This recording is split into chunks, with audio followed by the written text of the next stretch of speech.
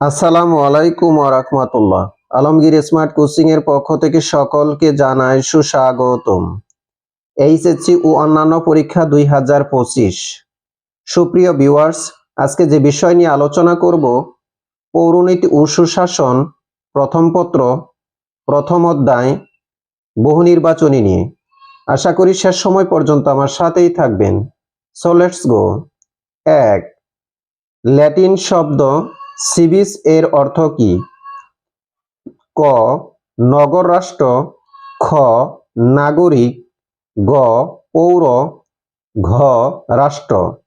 সঠিক উত্তর হবে খ. নাগরিক। 2. সিভিটাস শব্দের বাংলা প্রতিশব্দ কি? ক.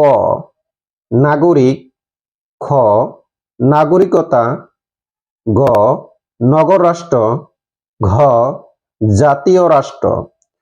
সঠিক উত্তর গ. নগর রাষ্ট্র। 3. মানুষ প্রকৃতিগতভাবেই সামাজিক ও রাজনৈতিক জীব। উক্তিটি কার?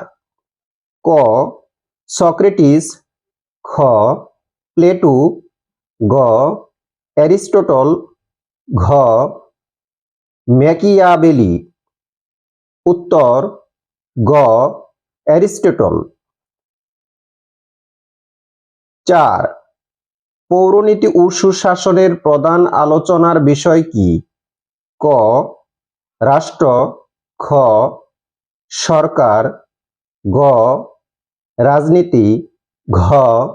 নাগরিকতা। সঠিক উত্তর হবে ঘ.